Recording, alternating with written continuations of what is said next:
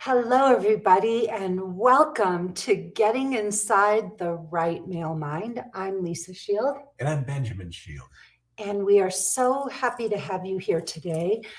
We are going to talk about anxiety and how to stop letting your anxiety push good men away. We talk about anxiety a lot. I know we've done other broadcasts about it, but it really is one of the biggest saboteurs of relationships. And women tend to be much more anxious than men, although there are men who are also anxious. One thing I do want to put out there to everybody is that whether you have, if you have either an anxious or avoidant attachment, you still have anxiety. And I really want you to think about that for a moment. So if you are anxious or avoidant, these are called anxious attachment styles. They are both driven by anxiety. In fact, avoidants are so anxious that they push people away before someone can push them away. And then the minute the other person catches on or starts to pull away, then they try to grab that person and pull them back in. So don't think that just, if you have identified yourself as being anxious or avoidant, this is anxiety that is underneath all of these behaviors on both sides of the equation. They're actually both considered insecure attachment styles. So you have anxious people and avoidant people, but both are actually anxious underneath it all. It's just that avoidance push people away before they can be pushed away. And then when the other person starts to pull away, they start to feel anxious. And so then that's when they try to pull the other partner back into the relationship, and then they push them away again when the intimacy becomes too much. So this is really relevant to everybody. In fact, in the very early stages of a relationship, another thing to be very aware of is that love bombers are actually super anxious in the beginning. That's why they're love bombing, right, babe? Yeah. They're afraid that they're not going to seal the deal unless they go over the top and try to impress someone. Yep. And then they can't maintain it. And it's also not a genuine emotion. Yeah. And so that is driven by anxiety. Somebody who's secure is going to pursue a woman or a man. A woman is going to be interested in a man. But if you're avoidant, what happens is they get very excited in the beginning. They come on super strong, and all of that is driven by anxiety. Now, if you don't understand what we're talking about when we say anxious or avoidant, these are what are known as attachment styles. There is a fabulous book. Attachment theory is a theory from psychology that has been around for quite a long time.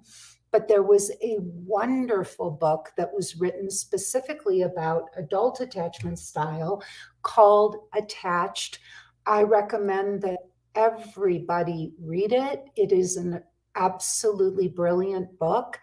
It simplifies attachment theory. Psychologists love to complicate these things, and this book breaks it out into 3 basic attachment styles, and it just makes it easy for anybody to understand and see themselves in these dynamics. So please read that book. If for any reason you may suspect that you may have an avoidant attachment style, there is a second book that I highly recommend you read, and it is called He's Scared, She's Scared. And this book is wonderful because it looks at both men and women as having these attachment issues, especially avoidant attachment. And it is sometimes very, very difficult for people with an avoidant attachment style to identify themselves as avoidant. I've had many, many, many clients over the years, myself included, because if you asked us, we would tell you, I want a relationship. I love being in a relationship. I just can't find anyone I'm attracted to. So if you hear yourself saying something like that, you may have an avoidant attachment style. And I highly, highly recommend you read He's Scared, She's Scared, because you may see yourself in those pages. And this is a very, very difficult thing for people to identify in themselves. It's easy to identify someone else's avoidant, Right. but it's harder to identify your own avoidant attachment. With all of that being said, babe, I want to talk about women more than men are anxious. Mm-hmm. Why do you think that is? Well, I think that there's pressure on women to what a man would call seal the deal. So they're looking for to just check off their checklist, finding a partner, or getting married. And so in doing so, they can sabotage themselves. The key to a wonderful relationship is vulnerability, and anxiety kills vulnerability. Mm-hmm. Yeah.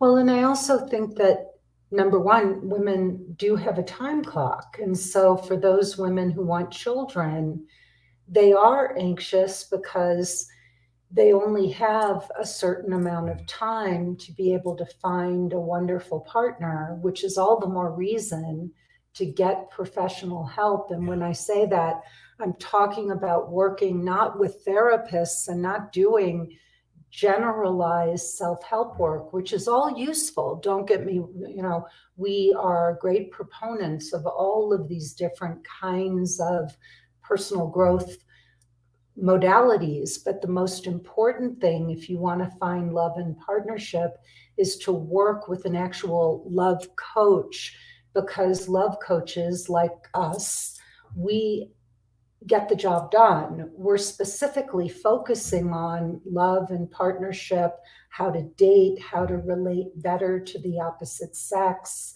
how not to be anxious.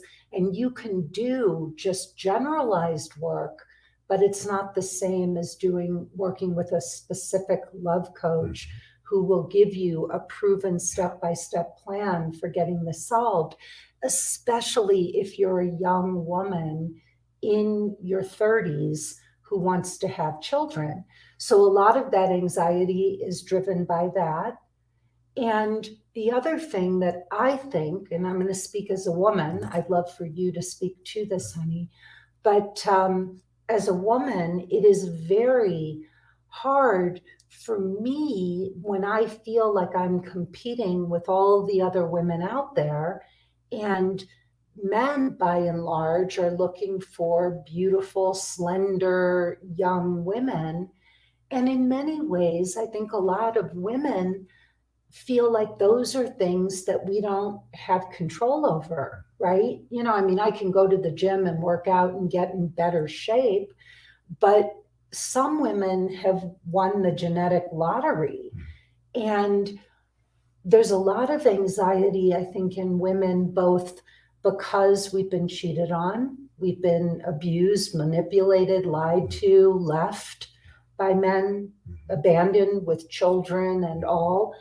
And so I think there's anxiety in trusting men to be good and honorable. And also we don't want to be perceived of as needy. So I think all of those factors, looks, youth, beauty, time clock, feeling like we're going to give our power away and then a man is going to take advantage of us financially or abandon us. So I think all of those things drive our anxiety. Absolutely. And we're also looking at because of that anxiety, how we can trip over ourselves in finding what we call the guardian of our souls, our partner.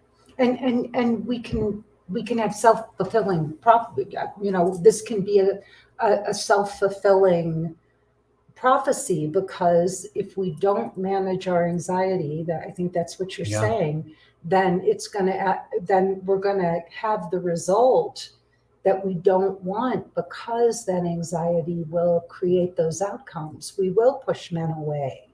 Absolutely. And some of the anxiety shows itself as constantly needing reassurance, fishing for compliments, and creating so much drama and emotional neediness in the relationship that a man feels like it's impossible. When a woman has a high level of anxiety, to be with her, a man feels like he's walking on eggshells.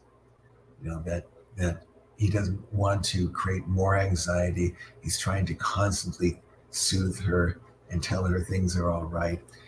And for a man, it gets exhausting. And also, what is difficult for a man, speaking as a man, is when a woman overanalyzes everything, and and overprocessing. So they're just having to talk about every little situation and process it, and that's not how men really are fairly simple in many ways, and we don't like to not only do we not like to process, but we don't like to overprocess. Well, women are emotional. We're way more emotional than men. And we also have, younger women have menstrual cycles. So we also have those kinds of hormonal fluctuations. Even women in menopause go through a lot of, emotional ups and downs. And I think that that's also something that we're really afraid of. Yeah. That we're going to drive men away because of those kinds of things. I think that's part of our anxiety and our insecurities, is that we know that men think that we're batshit crazy. And so we'll get into some solutions and what to do about all of this. But, I'm just speaking as a woman, knowing how I have felt with men.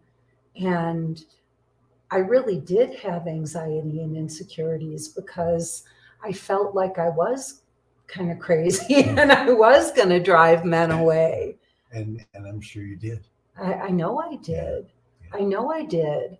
And the more you try to suppress it or judge yourself for it, the worse it is, if that makes sense.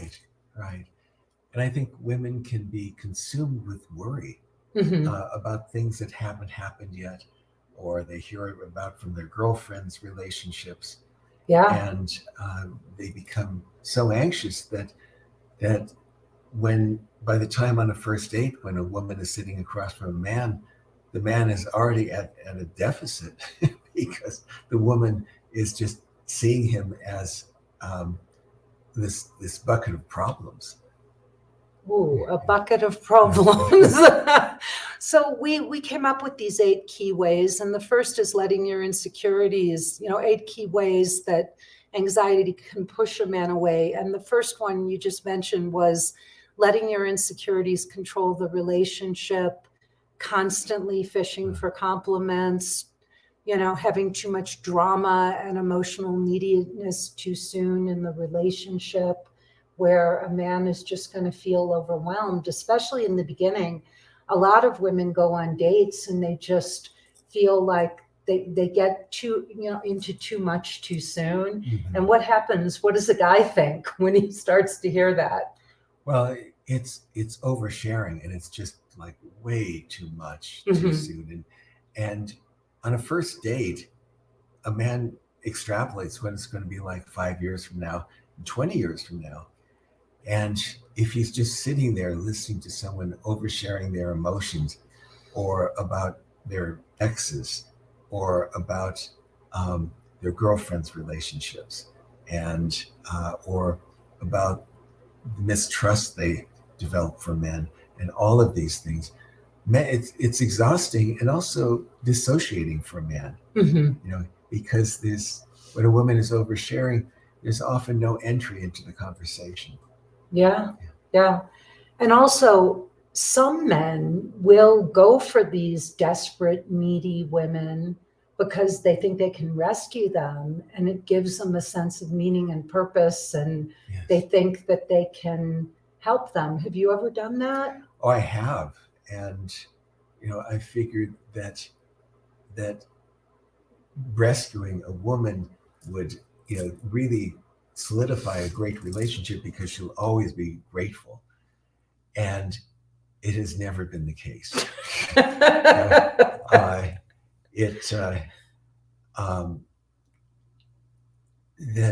the same conditions that needed rescuing before the relationship began continue after the relationship. And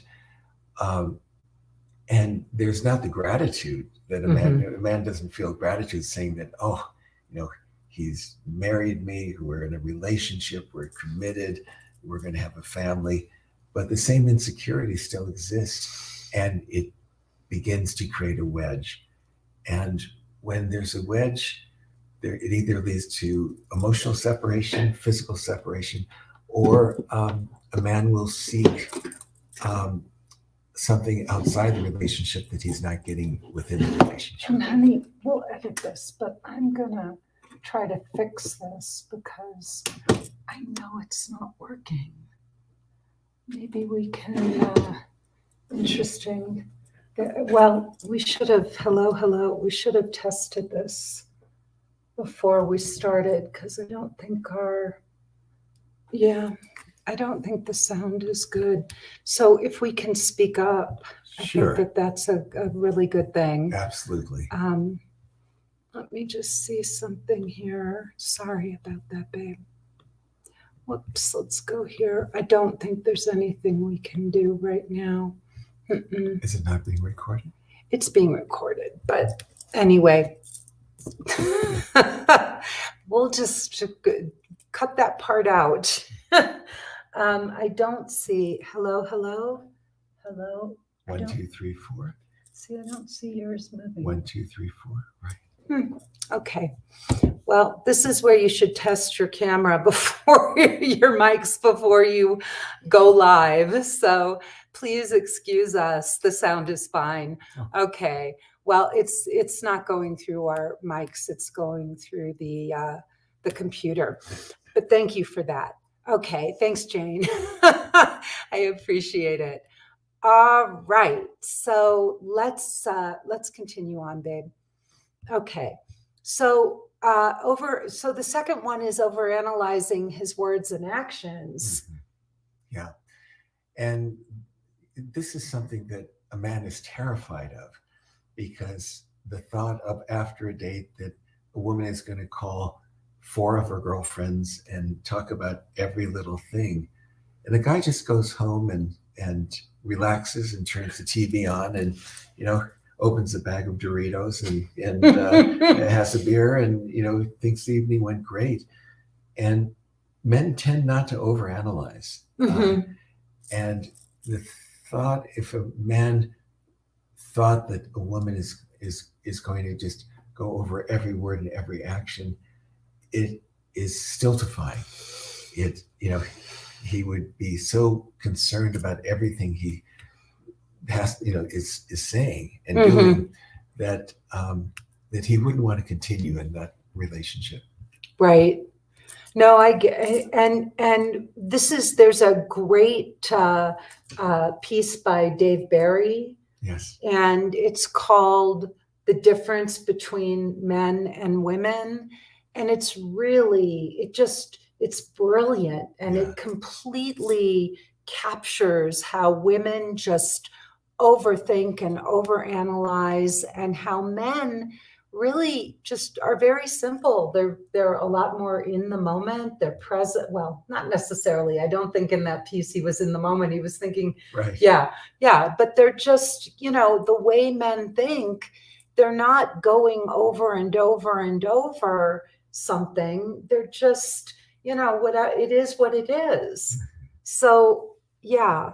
And men, it's not even just that men don't want us to overprocess the dates. They don't want us to sit with the man and overprocess and overanalyze. Right. Oh, that would be a killer. Excruciating. Yeah. Yeah. I mean, a man has one opinion. He has one answer to something. And women just sit there, well, what about this? And what about that? And I don't know, but this could be, or that could be. I think a man is looking for in a life partner, someone who he could have fun with. Mm-hmm. And that first impression on the first date will tell him a lot. Mm-hmm. And so if a woman is anxious, or if she's interviewing him, or over processing things that he's saying, trying to get deeper, it's going to be a turnoff, because that's not fun. Yeah. It's not playful. Uh-huh. Yeah. I don't know why women do that. I mean, we spend so much time with our girlfriends and just sitting there going in circles, analyzing, and well, maybe it was this, or maybe he meant that, or, and it's such a revelation in our programs when I say to the women, they're like, well, what do you think about this? And why did he do that? I'm like, I don't know. Ask him. Right. Ask him. The only person who can tell you why he did what he did is the guy. I could just make up stuff for you. We can sit here and make stuff up, but yeah, I mean, we've experienced women that who've entered the program, and they so overanalyze. Well, his text wasn't as long as it was before. He didn't send me a good morning text this morning. He didn't set a time for the next date. And what do I do? How do I text him? And see, it's the anxiety that's driving all that, because really, if it were a friend, you would call your friend and say, hey, I haven't heard from you in a while. I'd love to get together. But you wouldn't sit there and go, oh my God, why isn't she texting me? Maybe she doesn't like me anymore. She's got other friends. Maybe she's seeing all of her other friends. That's so bizarre. But I think it's so vulnerable for a woman to feel like, I think we feel like we're giving our power away, and that we have to sit there and wait for a man to chase us and pursue us. And we feel so vulnerable and anxious when that isn't happening. And sometimes, the guy just doesn't even know if the woman liked him, or he got busy with work, or maybe he isn't interested, but you don't know until you just reach out and say, hey, I'd love to get together again. Yeah, and that's what we refer to as taking the female lead, the Right. lead.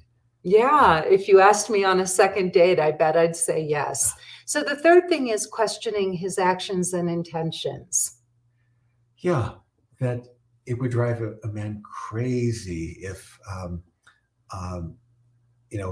where constantly asking where he's been, who he's been with, why he stayed so long with, on a date, or, with a friend. And sometimes men have female friends, and they love to have lunch with them, or a cocktail. And there's nothing more than just being friends. And if a woman questions that, that a man wants to be with a woman because it will make his life bigger, not smaller. And if he's afraid, or if he begins to hide these, occasional lunches or cocktails or coffees, he begins to feel resentful. Mm-hmm. And so a man wants to feel that he could say, I'm going to have coffee with so and so on Thursday, and the woman would either say, well, why are we spending time with her? Do you have do you have feelings for her? Right. And I thought we'd do something on Thursday, as opposed to just embracing and saying, I'm so glad you're developing a friendship, and I'd love to come along one of these times, and the three of us, or we could double date and the four of us could get together. Mm-hmm. Yeah. And then the fourth one that we came out, or that you wrote down, honey, was becoming emotionally over dependent on him. Yeah. And that's when a man occupies a huge amount of real estate in a woman's mind. And so she's just thinking about him all the time. And is he calling? Is he being supportive of me? Just to the exclusion of almost anything else in her life. This is front and center. Mm-hmm. And that's a responsibility for a man, a big responsibility that most men wouldn't want. They want to be part of someone's life, not the center. Mm-hmm. And also some women that we notice in our programs, they're so anxious to just be in a relationship that they become so dependent on the guy so quickly. It's almost like they've gone on a few dates, or they've known him for a few weeks, and they're already like planning the relationship. Yeah. And feeling entitled, like he's supposed to be calling her all the time, and they're already calling him babe and referring. It's like they've already created a whole relationship with this person. Yeah, and it's a negative feedback, because if someone becomes overly emotionally dependent, and the guy may still be dating other people, Mm-hmm. because he didn't have the exclusivity talk, but already she is feeling like they're in an exclusive relationship. They should be getting together every Saturday night and other nights in the week. He may be dating other people, and that may lead to more resentment, fear of the woman that he's not paying attention to her. Well, and it's also, it just becomes very unattractive to a guy, to anybody, if someone is too available and he can feel it, and that she's saving all of her time. I mean, we know women who are dating, and they may like one particular guy, they may still be online, but they're always holding that weekend open till the last minute, Mm-hmm. Just in case he asks her out. But if a guy has, a man who's really, really, really interested and who's a great guy is not going to wait until the last minute to ask you out on the weekend. I mean, really wonderful men, secure men, are going to ask you out on the last date, or they're going to make sure that something is set up because they know you're waiting and they also want to see you. Yeah. And if a guy isn't 100% into a woman, and he just tries to fit her into the nooks and crannies of his calendar, well, that creates anxiety, as you're saying. Yeah. Because she feels like she's not a priority, which she's not. Mm-hmm. And she knows it in the back of her mind. Yeah. She knows it. And so it creates resentment. Uh-huh. And her resentment then turns the guy off, and prevents anything further, if anything further was going to develop. Because you can't hide it. Yeah. Women think they can, and they feel good on the date, or they try to put on a good front on the date, but they're not really able to fully be themselves because they don't have that permission. And so that anxiety is there, and it comes out in questioning too much, a little bit of, an agenda but it will come out, and the men feel it. So, and speaking, well, expecting him to read your mind is the fifth one. Yeah, and that goes back to some of the things we've been talking about. That um, if a woman really feels that a man should be stepping up to a certain level in the relationship, but there was never really a conversation, or really how she prefers the dating to be going. Like she needs more texting, or she needs more reassurance, or she, whatever it may be, more time together. And without the conversation, sometimes the guy just feels like everything is going great, and and the woman is saying, why doesn't he understand what my feelings are? Yep. And this is a crazy thing. One of the big components of our program is helping women learn how, giving them the verbiage, the language to ask for what they want and need in relationships in a way that is inviting and feminine, and then sitting back and seeing if a man is listening and doing those things. A man who's really excited about getting to know you and wants to win your favor, he's going to listen for you to make those suggestions. He wants you to make those suggestions because he can't read your mind. Right.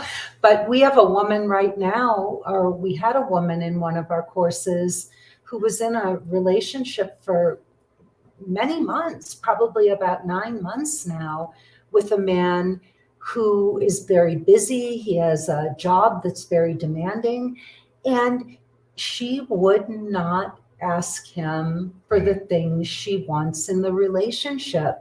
And she'd get right up to the edge, and then she would pull herself back, and she never asked. Her anxiety was so deep that she never, ever, ever asked. And she is going to go along in this relationship. And, I think that personally, based on my own experience, he knows what she wants. He knows what she's looking for. And it's working for him the way it is right now. And he'll keep going like this because he is busy. And he is out of town and traveling for work and all, and very, very, very busy.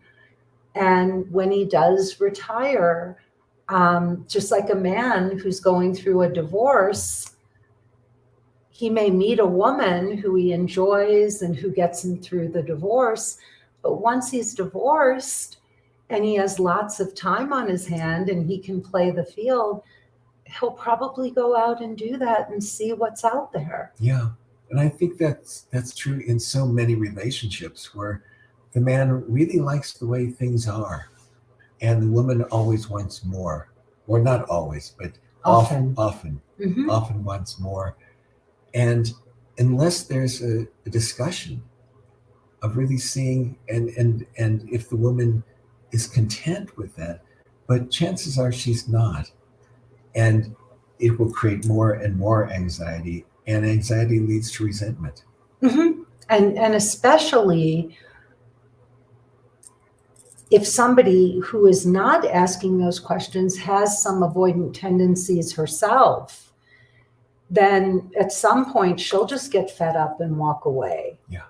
But the problem, what I think a lot of women don't understand, is that a man who's genuinely interested and really cares about you, first of all, by having boundaries and standards, you're holding up a bar that a man has to reach.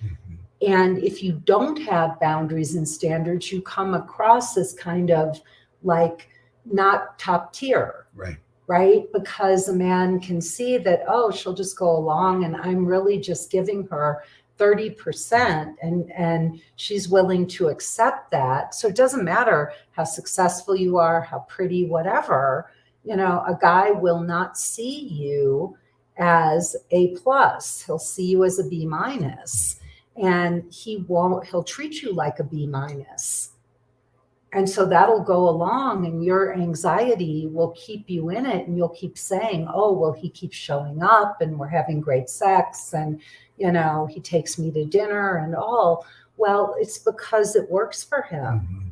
but not because it's what he really wants. But then that A plus will come along and you'll be yesterday's news in a second when that happens. So the key to alleviating anxiety is having the conversation and knowing Yes. one way or another way. Yeah, but really having standards and boundaries and not letting men string you along.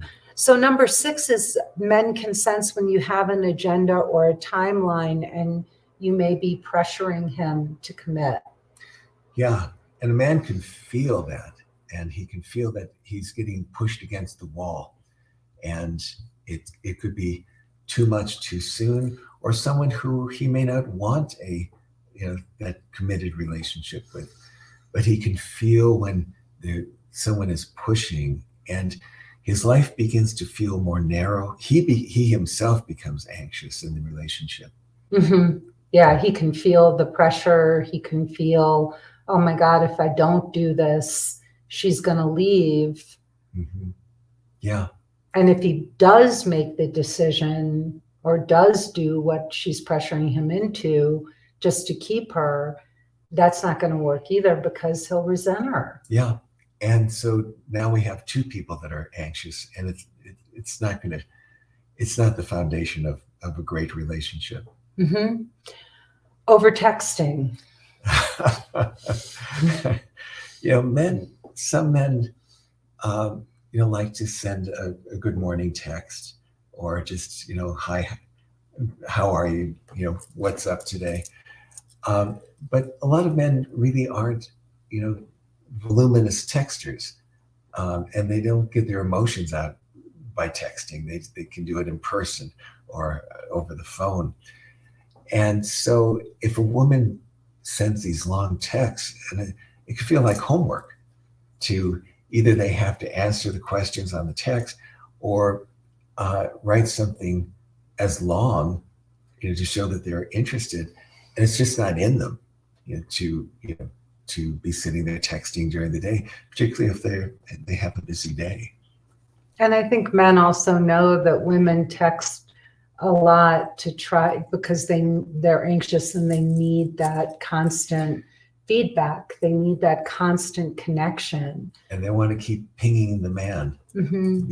Just to make sure that his attention is on her. Yeah, it's like Pavlov's dog. I mean, they get a little bit of something every time they get a text from a guy, or they have that exchange, and guys know that. Mm-hmm. And a lot of guys do that intentionally. That's why they do the good morning texts and good night texts.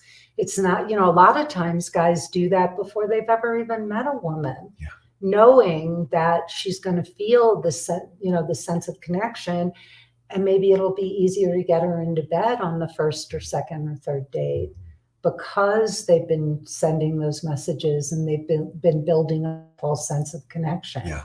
So that's something really to look out for women. A lot of women, they eat it up. They just eat it up. And for me, I didn't grow, we didn't meet in the days of texting and all. So, but I would feel weird if a guy was texting me good morning or good night when I didn't even know him. And I would actually question how mature a man was if he was doing that before he'd ever met me. Why would a grown man, presume to know me when he doesn't know me? Yeah. And if he's doing that to one woman, he's probably doing it to several women. Good point. Yeah, really good point. And then the last one is jumping into bed like too soon. We say share your head before you jump into bed. It's a killer, because a man, even though he appreciates a gesture, can lose respect for a woman. Yeah.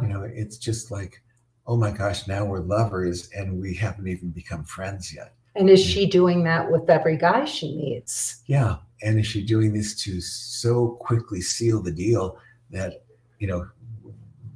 early on in the relationship, we're now in this committed sexual intimate relationship, and a guy may not be ready for it. He wants to, and a man wants to be able to pursue a woman. And so, there are stages to courtship that really build up intimacy and sexual tension and trust and safety.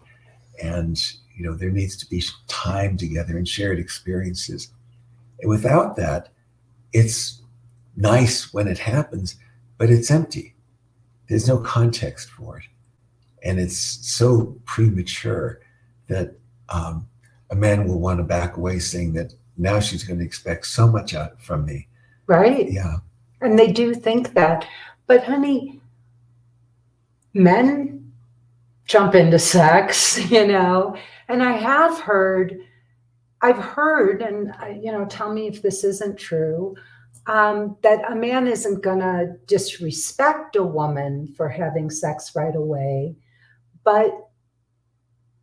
and some men, if it's a woman they're really, really keen on, like for whatever reasons, maybe she's just really his type or whatever, he may continue to date her for a while, but it just isn't good for a woman, especially a woman who's anxious, to give her power away, even just for herself, because we start to get anxious once we do that.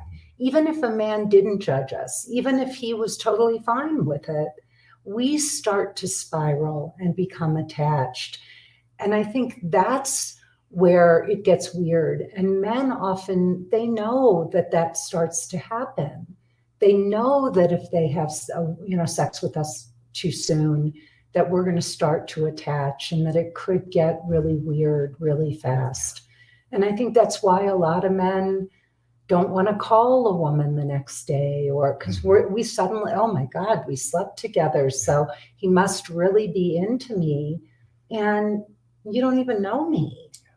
So I think that's a bad idea. Well, let's talk about some of the solutions. We have a few minutes here, so let's talk about what women can do, or what we can do. So,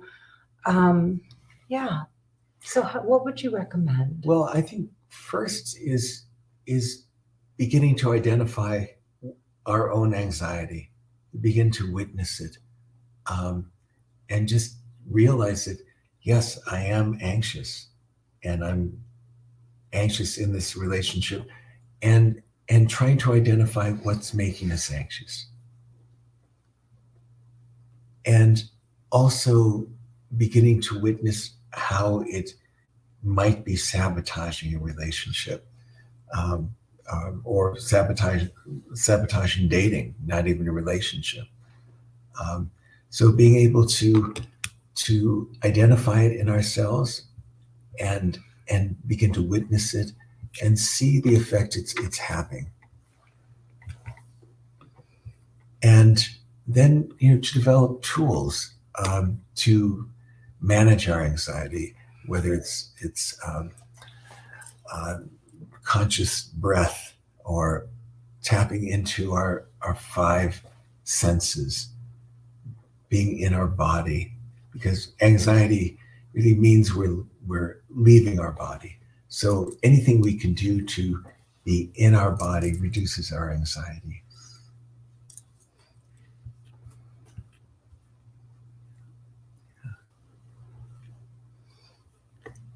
So also, we often bring in our old stories, whether it's the story of childhood and bad parenting, or past relationships, betrayals, loss of connection. And we bring that fear in with us, like we're carrying it, and we're just putting it on the table. As we sit across from someone, it's right there, right in the center of the table. So also witnessing what we're bringing to that first date, what we're bringing into the relationship that really has nothing to do with the other person. Yeah.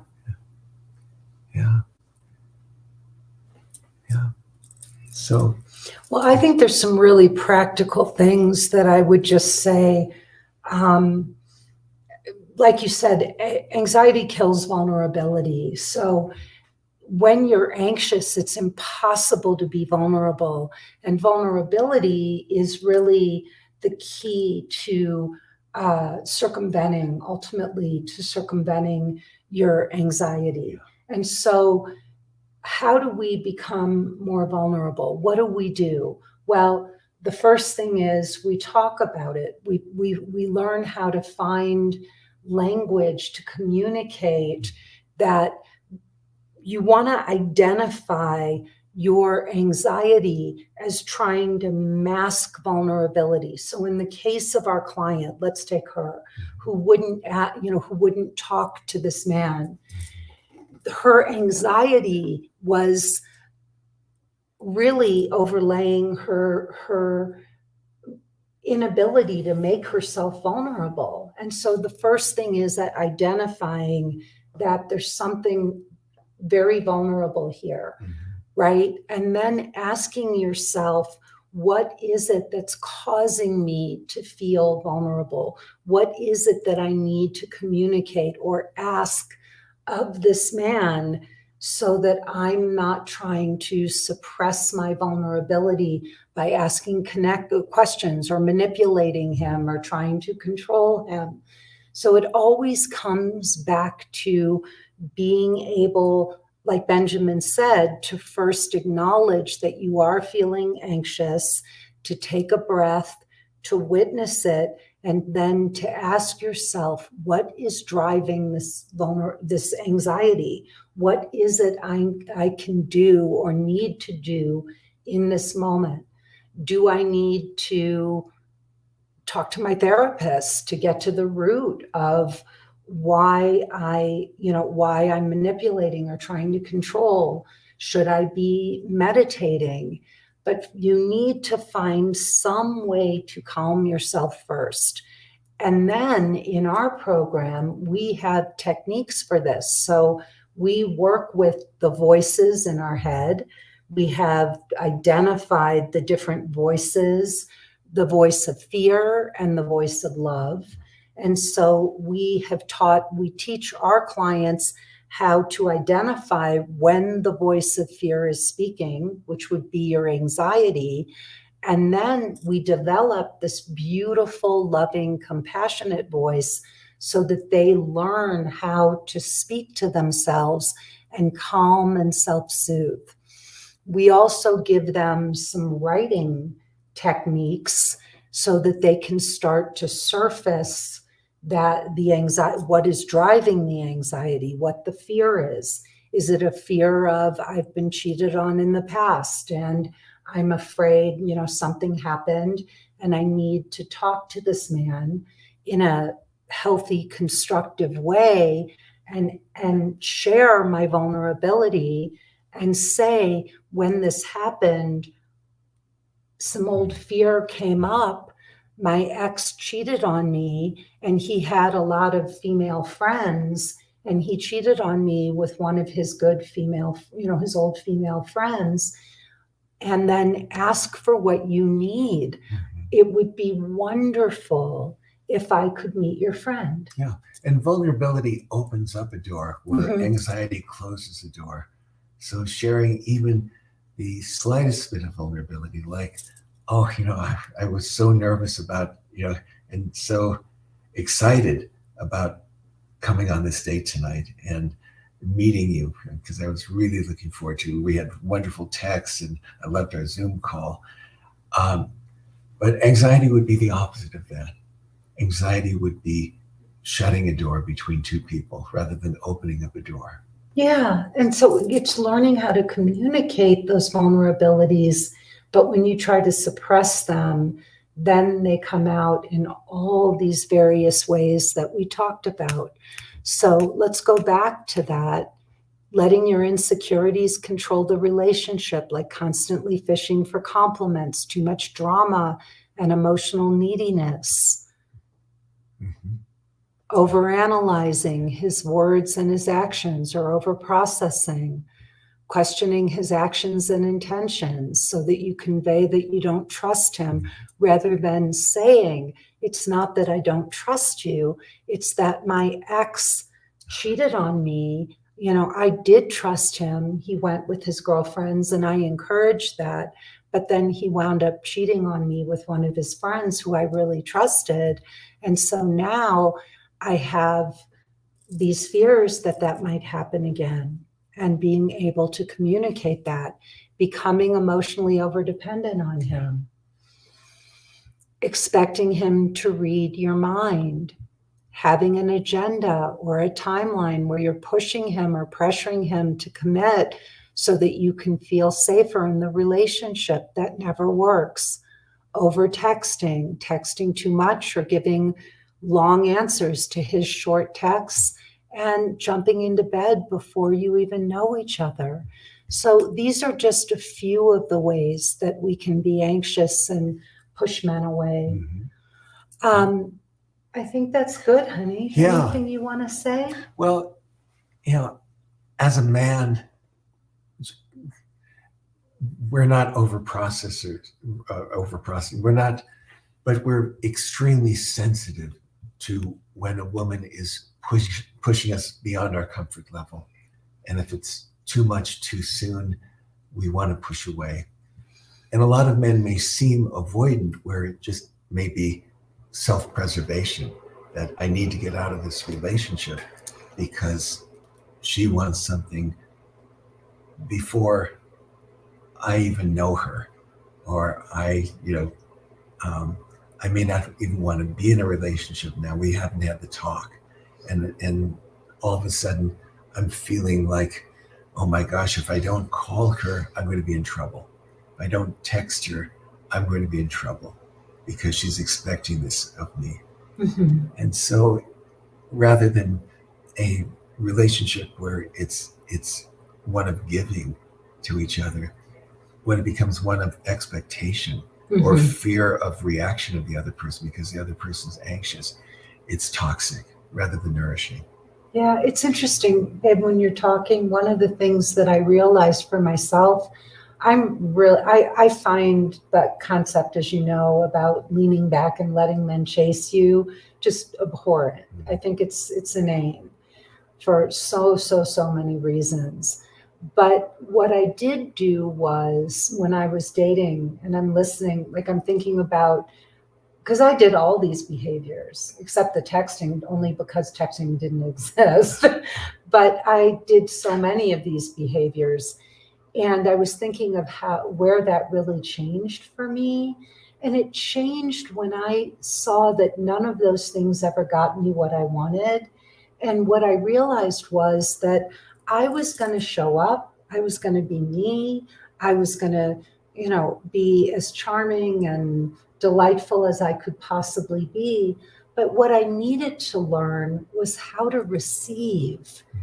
And because I didn't know how to receive, if that makes sense, men were probably giving to me all along, but because I was so anxious and so sure that I couldn't get what I wanted, and I was so anxiety driven, right, that when I stopped doing all that and I just started receiving, I got to see that there were men who were showing up for me, who wanted to please me, who really liked me. But when I was in this anxious pushing mode, I couldn't see any of that. And when I stopped doing that and I started to let it come to me, everything changed. And it was really beautiful. And of course, that's when we met. All right. Well, this has been lovely. I'm Lisa Shield. And I'm Benjamin Shield. And we want to thank you so much. This has been Getting Inside the Right Male Mind. We look forward to seeing you next time.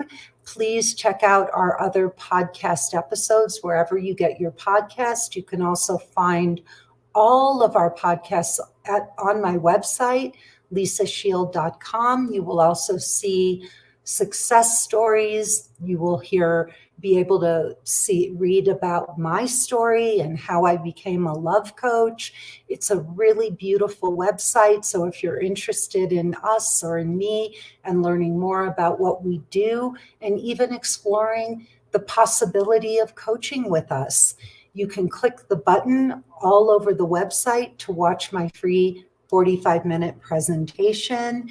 You can also send us your requests for future podcast topics to podcast@lisashield.com. You can rate and like our podcast, and please give us feedback. We love your feedback, good, bad, or indifferent. We really take it to heart. We also would love if you would spread the word. Tell your sisters and uncles and aunts and cousins and brothers and daughters and sons, your mom, your dad, whoever, about these broadcasts. We're saying things other people aren't saying in a way that they're not saying it. So please support us. Let's spread the word. And I think that's it. Good. Have a wonderful, wonderful day. We send you lots of love, and we look forward to seeing you next time. Thanks for sharing the time with us. Thank you so much. Bye-bye.